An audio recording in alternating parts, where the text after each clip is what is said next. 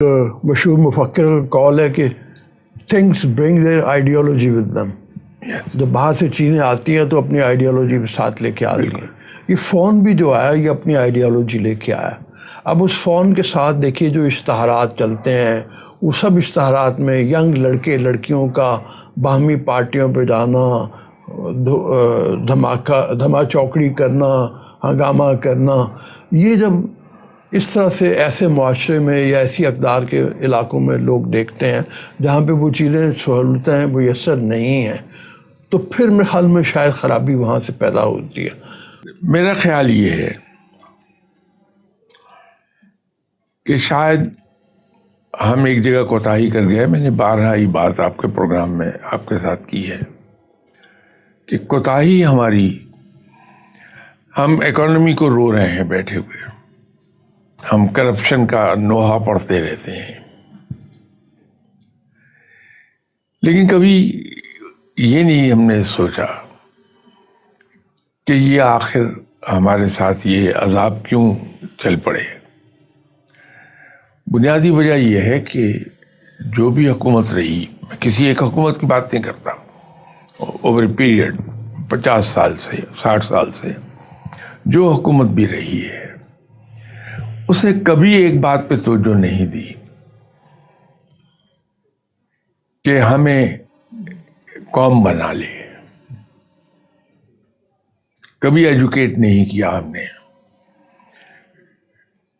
کبھی کوئی چیز سکھانے کی ہم نے کوشش نہیں کی ہے. اگر مجھ سے آپ میری ذاتی رائے پوچھیں گے تو میں یہ سمجھتا ہوں کہ ہم اکانومی، جمہوریت، دوسری چیزوں سے پہلے اگر اس پر کام کر لیں کہ ہم قوم بنانے پر توجہ دے دیں کہ ہماری جو ٹرانسفارمیشن ہے وہ ہو جائے انٹو اے نیشن. جب قوم ہم بنتے ہیں تو ہماری اس کے ساتھ کچھ اقدار ڈیولپ ہوتی ہیں، ان اقدار کو ہم نہیں توڑتے. اس پر کام نہیں ہوا اور نہ ابھی ہونے کی کوئی امید نظر آتی ہے. اگر ہم ایک قوم بن گئے ہوں تو ہمارے اندر کرپشن از خود کم ہو جائے گی، اکانومی ہماری خود بخود ٹھیک ہونے لگ جائے گی.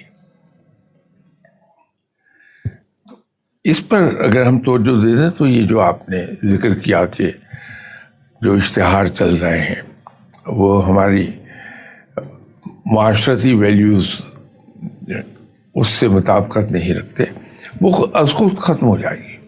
اس لیے کہ ذہنی چینج ہو جاتا ہے جب انسان میں ایک نیشنلسٹک سوچ آتی ہے. لوک ایٹ علامہ اقبال، ایک ان کی شروع کی اوائل دنوں کی شاعری کو دیکھیں اور مولانا روم کے یہاں جا کے اپنے اظہار عقیدت کے بعد کا زمانہ، اس کی شاعری دیکھیے تو زمین آسمان کا فرق ہے.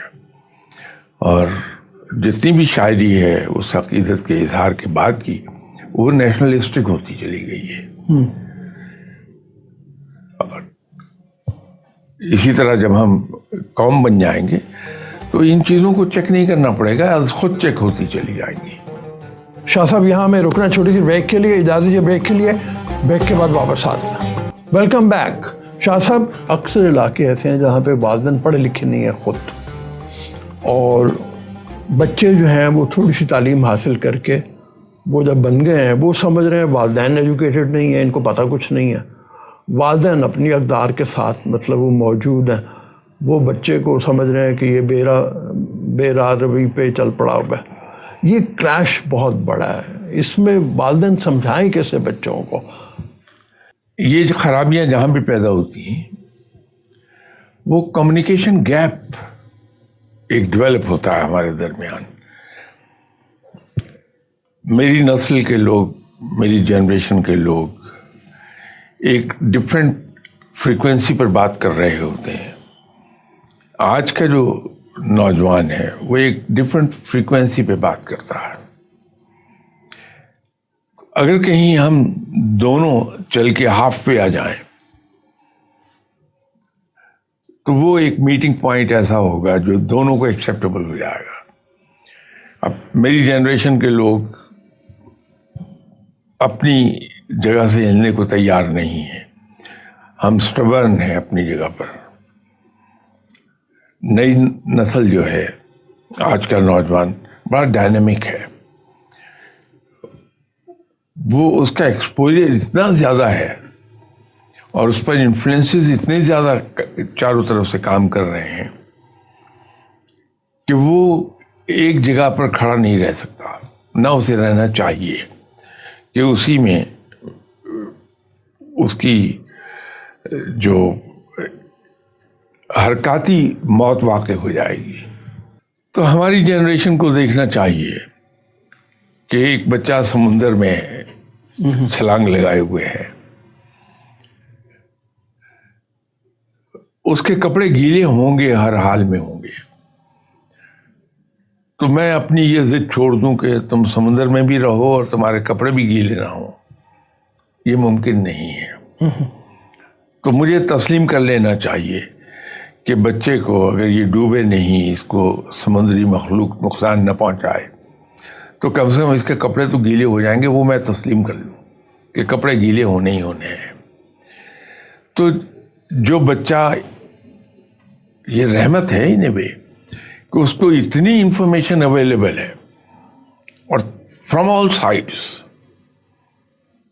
اس کے اندر تبدیلی آئے گی، اس کی سوچ آبویسلی، اس کا ذہن جو کھلتا چلا جائے گا اس کی سوچ بدلتی چلی جائے گی.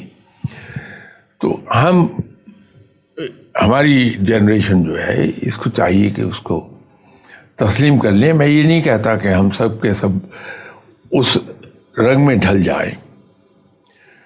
میں تو یہ کہتا ہوں کہ ایک ہاف وے آ کے ایک میٹنگ پوائنٹ ورک آؤٹ ہم کر لیں جہاں دونوں جنریشنز ایک ہی فریکوینسی پہ بات کرنے لگیں. یہ فرمائیے، جو ہماری جنریشن تھی یا آپ کی بھی جیسے جنریشن ہے، اس میں بھی کیا اتنا ہی ہوتا تھا جنریشن گیپ یا کمیونیکیشن گیپ، یا اب ٹیکنالوجی اور اس کی وجہ سے جو تیز فاسٹ پیس ہوا ہے یہ زیادہ ہو گیا؟